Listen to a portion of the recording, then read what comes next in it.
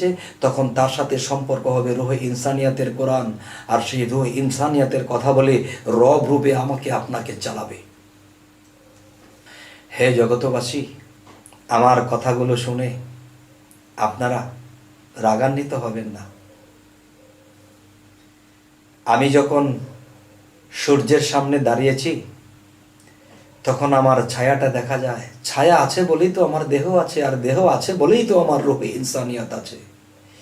তাহলে ছায়া রূপে কাগজ কোরআন, এই কোরআন কাগজে যেহেতু আছে তাহলে দেহ কোরআন আছে, আর দেহ কোরআন যেহেতু আছে তাহলে রুহে ইনসানিয়াতের কোরআন আছে।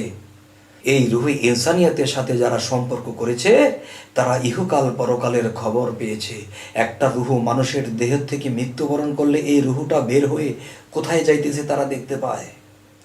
এই রুহুটা কোথায় জন্ম নিচ্ছে না কোথায় কি করতেছে তা তারা দেখতে পায়।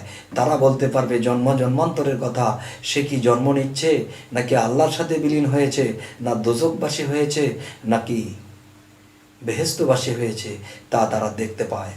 আর যারা কাগজ কোরআনকে শুধু রিচার্জ করলো তারা এ পর্যন্ত সীমাবদ্ধ, তাদের হাত আর বাড়ছে না।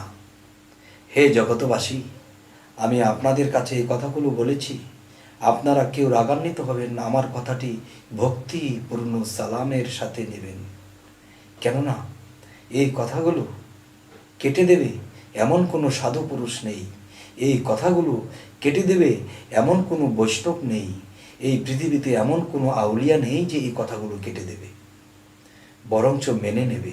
কারণ আমার এই কথাগুলো এই কাগজ কোরআন থেকে নয় শুধু, সেটা রুহে ইনসানিয়াতের কথা কিছু এখানে আছে, আর সেখান থেকে বলা হয়েছে।